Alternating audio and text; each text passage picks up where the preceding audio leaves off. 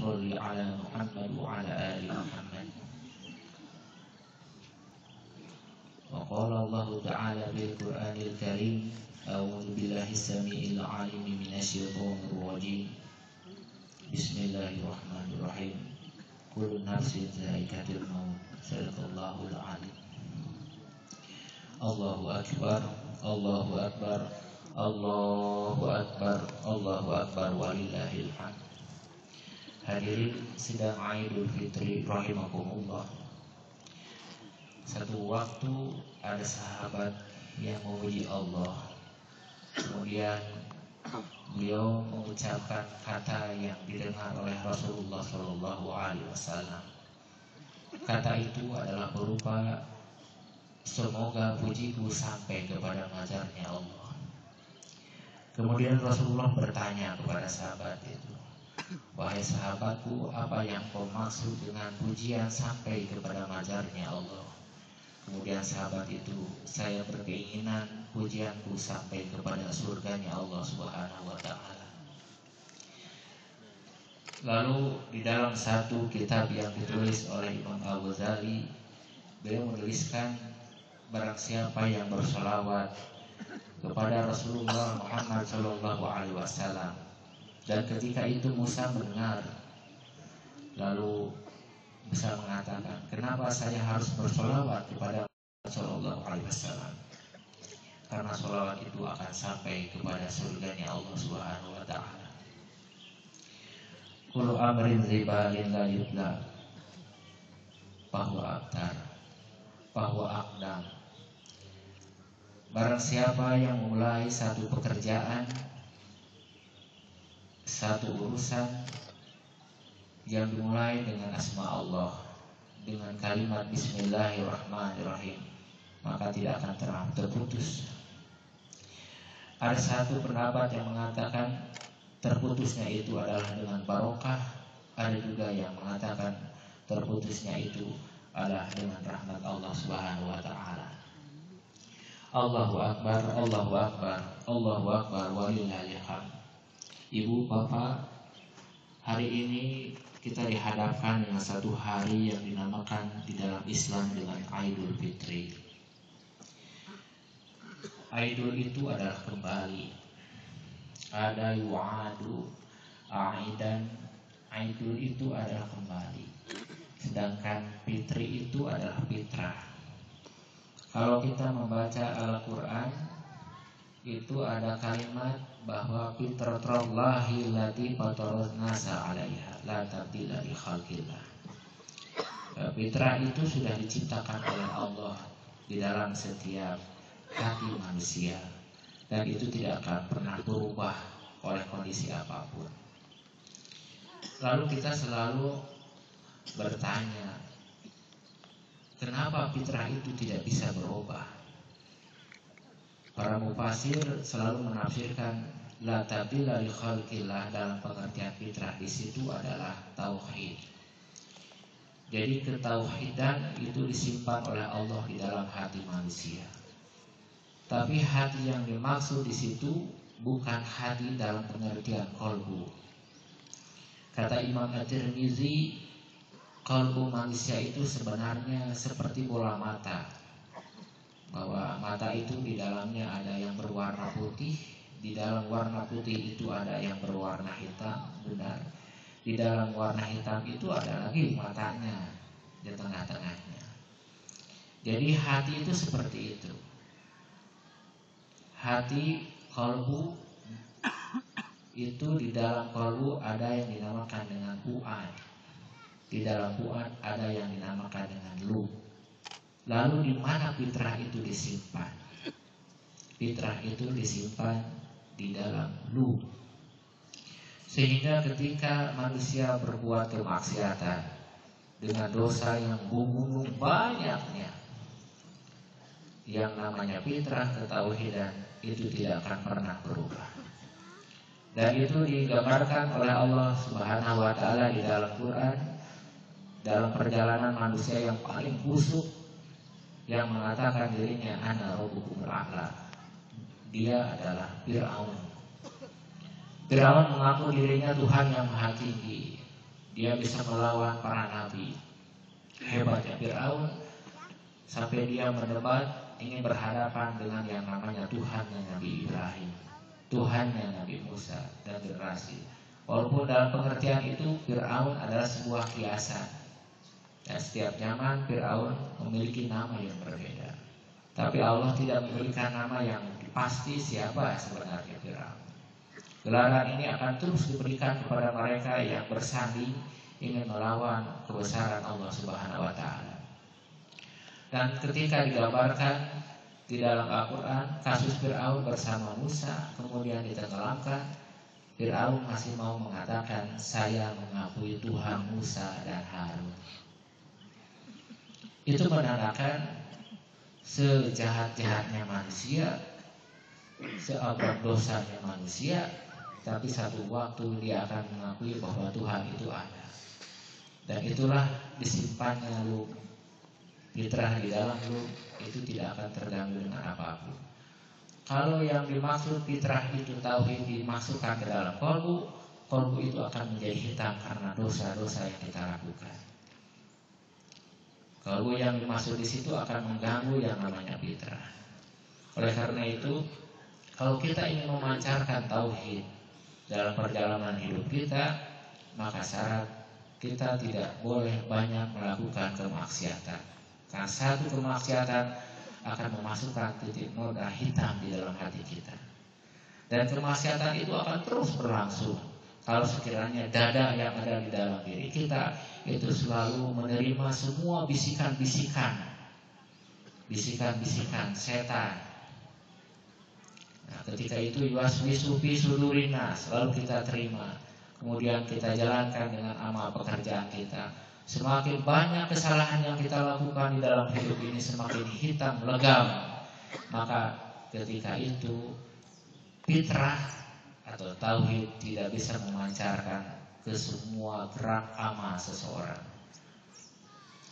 Allahu Akbar, Allahu Akbar, Allahu Akbar walillahil hamd. Hari ini saya sengaja mengutip satu ayat di dalam khutbah saya adalah kullu nafsin dha'iqatul maut. Karena sepanjang ini saya selalu berdiskusi dengan teman-teman saya bahwa kita selalu membicarakan memperbanyak amal soleh. Kita selalu giat beribadah. Satu bulan kita selalu berbicara yang namanya menambahkan amal terus. Tapi tidak pernah kita berbicara bahwa amal yang kita lakukan sebenarnya bukan untuk di dunia. Amal yang kita lakukan sebenarnya buat nanti di akhirat. Satu waktu ada sahabat Ansor bertanya kepada Rasulullah SAW, ya Rasulullah, Abdul Mukmin, siapa mukmin yang paling utama? Kemudian Rasulullah menjawab, mukmin yang paling utama adalah yang ahsanuhum khuluq, yang sebaik-baiknya akhlak. Akhlaknya itu sangat baik sekali. Tapi ya Rasulullah, siapa seorang mukmin yang kais? Siapa orang mukmin yang pintar? Kata Rasulullah, haksiru hadimil ladzat, aksiru al-maut. Sahabat bertanya, ya Rasulullah, hadimil ladzat itu apa? Sesuatu yang menyenangkan. Kata Rasulullah, al-maut, kematian. Yang kedua, lalu siapa orang mukmin yang bodoh, yang lemah pikirannya, hatinya? Rasulullah menjawab, mukmin yang lemah adalah mereka yang hidupnya selalu memperturutkan hawa nafsunya. Kemudian sahabat Rasulullah Ali bin Abi Thalib karramallahu wajhah mengatakan bahwa manusia di dunia ini terbagi dua. Yang pertama adalah manusia yang menjual dirinya. Yang kedua adalah manusia yang membeli dirinya. Teman-teman sahabat Ali bin Abi Thalib bertanya, wahai Ali, siapa manusia yang memperjualbelikan dirinya di dunia? Mereka adalah hamba-hamba hawa nafsu. Mereka adalah hamba-hamba kekuasaan. Mereka adalah hamba-hamba harta. Mereka adalah hamba-hamba jabatan. Mereka menggadaikan hidup di dunia demi sesaat. Mereka memperbudak dirinya hanya untuk dikuasai oleh hartanya. Setiap saat pikiran dan hatinya selalu berbicara masalah duit, selalu berbicara masalah kekayaan, kendaraan, rumah, diperluas, diperbanyak, terus menumpuk-numpuk. Mereka tidak pernah ingat dengan yang namanya kematian. Kemudian selain itu mereka selalu berpikir berkuasa, terus berkuasa, sampai mereka tidak pernah bisa mengendalikan diri mereka sendiri. Kemudian yang kedua adalah mereka yang selalu membeli di dunianya. Mereka adalah orang yang tidak pernah dikuasai oleh nafsunya. Mereka tidak pernah diperbudak oleh nafsunya. Mereka tidak pernah diperbudak oleh sesuatu yang menyenangkan dunianya. Mereka tidak pernah diperbudak oleh kekuasaan ataupun jabatan. Mereka adalah orang-orang yang merdeka. Kita bisa melihat gambaran bagaimana sosok Nabi Yusuf yang secara lahiriah itu dimiliki oleh siapapun, bisa diperjualbelikan. Tapi ketika satu waktu ada seorang wanita yang mencintainya, kemudian dia mengatakan, aku lebih suka penjara daripada diriku menyerahkan. Jadi pada intinya satu waktu hidup kita akan terbagi dua, yaitu apakah kita akan diperbudak menjual beli dirikan kita di dunia ini, atau kita membeli dunia ini. Allahu Akbar, Allahu Akbar, Allahu Akbar, walillahil hamd. Ibu bapak rahimakumullah, kalau hari ini kita beramal soleh, kata Rasulullah, al-qaisu dan nafsahu wa alima lima ba'dal maut. Sebenarnya zakat kita adalah buat bekal kita nanti di akhirat. Kita membaca Quran setiap hari sebenarnya buat bekal kita nanti di akhirat. Kita membayar infak sedekah sebenarnya buat bekal nanti di akhirat. Kita sholat kepada Allah terus dengan mencucurkan air mata setiap malam. Kemudian kita merenung dengan segala banyak dosa yang pernah kita lakukan, sebenarnya buat nanti di akhirat. Kita melakukan apapun di dalam pekerjaan Islam yang berupa amal soleh dan ibadah sebenarnya buat nanti di akhirat. Artinya apa yang kita lakukan hari ini sebenarnya buat bekal nanti di akhirat. Kenapa berbicara di akhirat? Karena akhirat adalah kampung halaman kita. Dunia ini bukan kampung halaman kita. Rasulullah SAW mengatakan, kun fid dunya ka'annaka gharibun aw 'abir sabil. Jadilah engkau hidup di dunia itu seperti gharib, atau manakala engkau tidak bisa menggambarkan, memvisualisasikan orang gharib, jadilah hidup di dunia itu seperti 'abir sabil, orang yang sedang dalam perjalanan. Ibu bapak rahimakumullah, orang gharib adalah seperti orang yang mengembara dalam satu tempat. Kalau sekiranya ibu bapak berasal dari daerah Garut, kemudian bekerja di Bandung, maka satu waktu betapa indah apapun yang namanya kota Bandung, satu waktu kita ingin pulang ke yang namanya kota Garut.